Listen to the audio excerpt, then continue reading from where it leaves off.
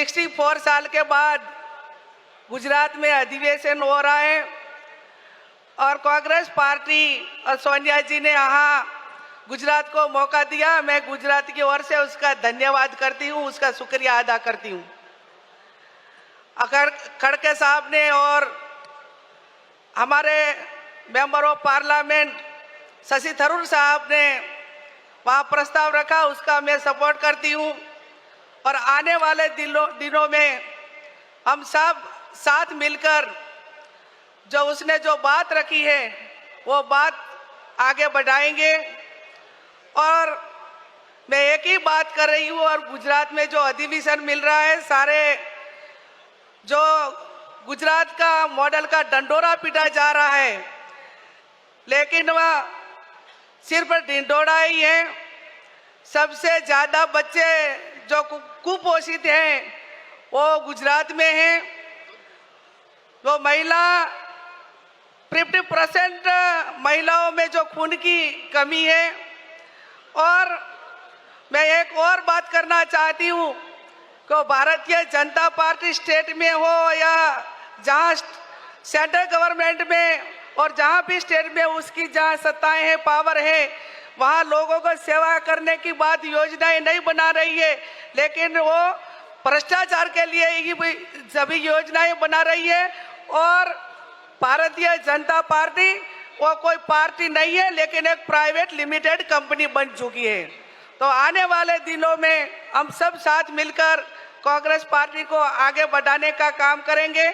और मैं सभी कांग्रेस पार्टी के कार्यकर्ताओं को एक ही बात की रिक्वेस्ट करती हूँ कि वो हमने गांधी जी ने जो विचारधारा दी है कि हम सत्ता के लिए नहीं, सेवा के लिए है।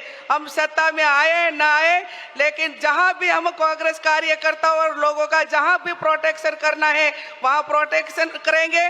जो भारतीय जनता पार्टी का अभी गुजरात में 30 सालों से शासन चल रहा है, कोई दूसरे स्टेट में कोई महिला के सामने कोई इशू बन जाता है, कोई क्राइम बन जाता है, तो पूरी भारतीय जनता पार्टी के लोग वहाँ जरूर निकालते हैं और दूसरे स्टेट का यहाँ दिखावा करते हैं।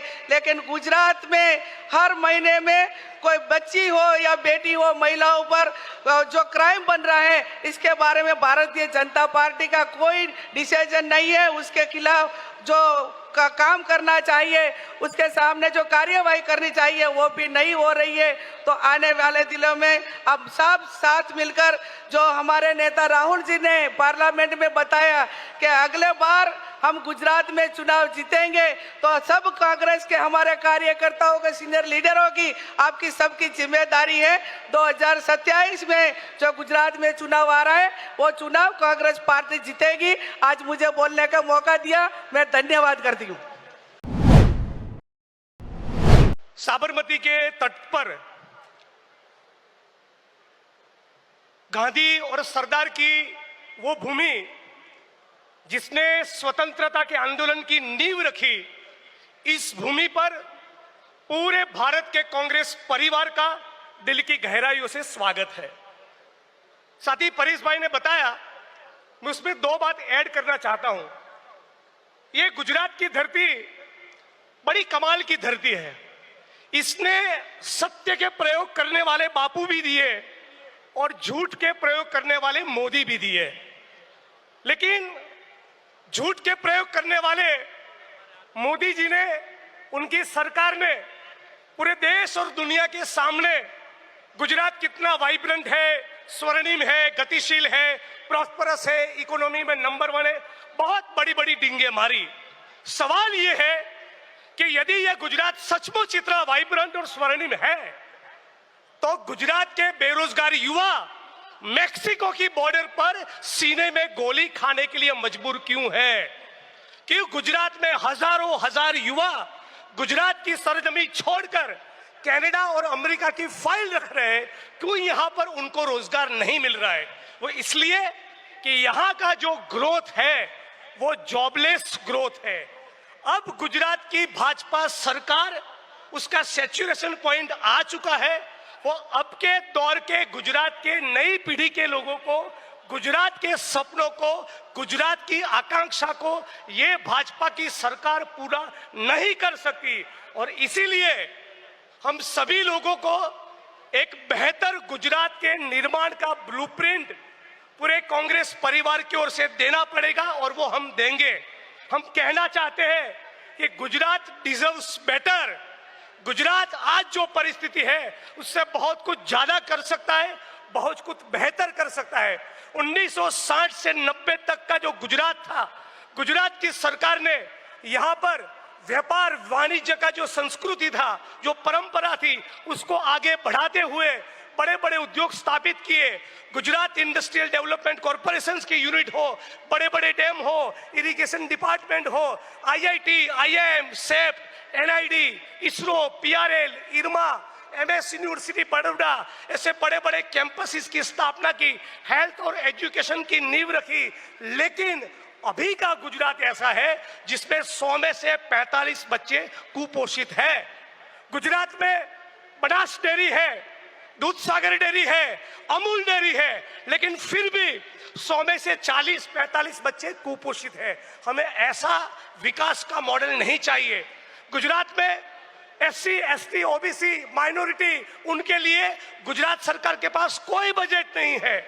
मतलब कि सिचुएशन ऐसी खड़ी हुई है कि 80% गुजरात, 75, 80, 85% गुजरात केक के ऊपर चिपकी हुई लाल रंग की चेरी खा रहा है और 15-20% पूंजीपतियों का गुजरात वो पूरी केक खा रहा है। ये जो असमानता है, ये जो इनइक्वालिटी है, उसके खिलाफ हम लोग संकल्पबद्ध है। और राहुल जी ने पार्लियामेंट में से जो कॉल दिया था कि लिख ले लो, लिख कर ले लो, इस बार गुजरात में तुमको भाजपा को हरा कर दिखाएंगे।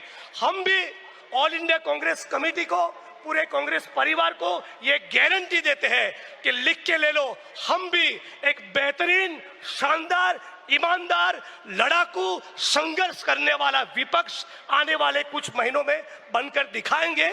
हम तमाम लोगों के लिए एक ही रास्ता है, सड़क पर उतरे, संघर्ष करे, इंकलाब करे, रात दिन करे, आगे का रास्ता उसी में से निकलेगा।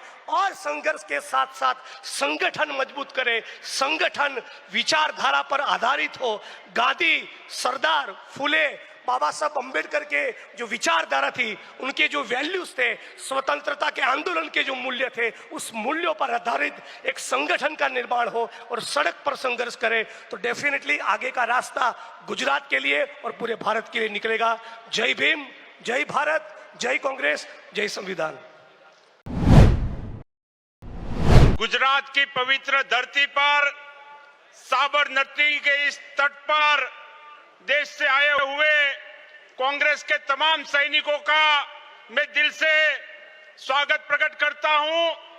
मैं कांग्रेस की लीडरशिप को भी धन्य से अभिनंदन और बधाई देता हूं।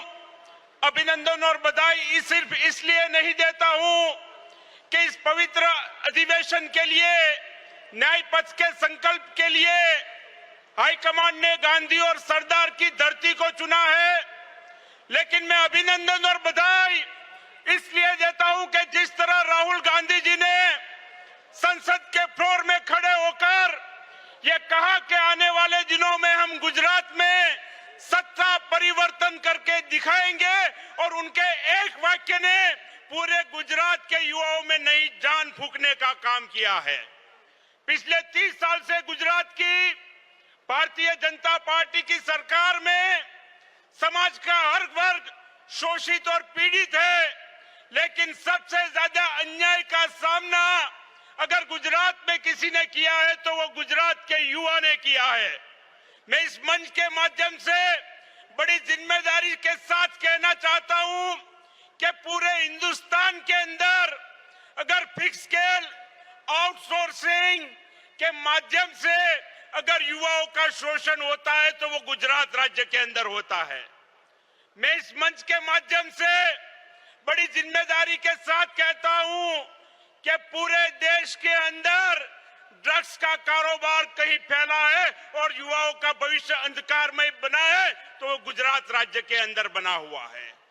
मैं इस मंच के माध्यम से बड़ी जिम्मेदारी के साथ कहना चाहता हूं कि पूरे देश के अंदर पिछले 10 साल के अंदर गुजरात राज्य में अलग अलग परीक्षाओं में एग्जाम्स में 40 से ज्यादा परीक्षाओं में पेपर लीक हुए हैं और गुजरात के छात्रों का भविष्य अंधकारमय करने का काम इस सरकार ने किया है।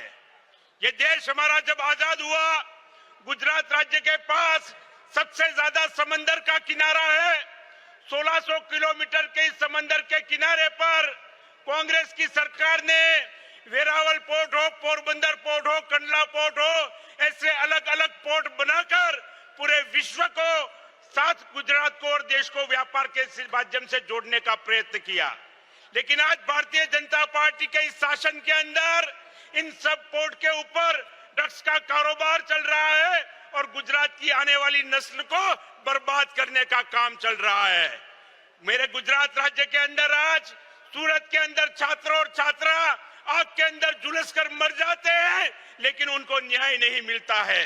मेरे गुजरात के अंदर राजकोट में टीआरपी गेम जोन के कांड के अंदर युवाओं आग में झुलस कर मर जाते हैं, उनको न्याय नहीं मिलता है।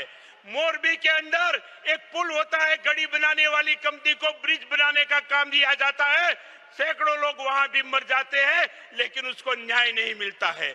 छोटे छोटे बच्चे जिनको अभी दुनिया देखनी बाकी है, वडोदरा के अंदर हरनी बोट कांड होता है, लेकिन उनके परिवारों को आज तक न्याय नहीं मिलता है। आने वाले दिनों में राहुल गांधी जी ने ये जो एक संघर्ष की मशाल जलाई है, मुझे पूरा भरोसा है कि गुजरात की जनता भारतीय जनता पार्टी के इस रावण राज से मुक्त होना चाहती है और आगामी दिनों के अंदर न्याय पथ की बात जो हमारे हाईकमांड ने की है, गुजरात में चाहे युवा हो, गुजरात में चाहे छात्र हो, गुजरात में चाहे महिला हो, गुजरात में चाहे व्यापारी हो, गुजरात में चाहे कर्मचारी हो, गुजरात में चाहे किसान हो, सब लोग न्याय की गुहार लगाकर बैठे हैं और आज के इस सम्मेलन के माध्यम से सब हम न्याय पथ पर आगे बढ़ेंगे। इसी विश्वास के साथ आप सबका फिर से गुजरात की धरती पर मैं दिल से स्वागत करता हूं।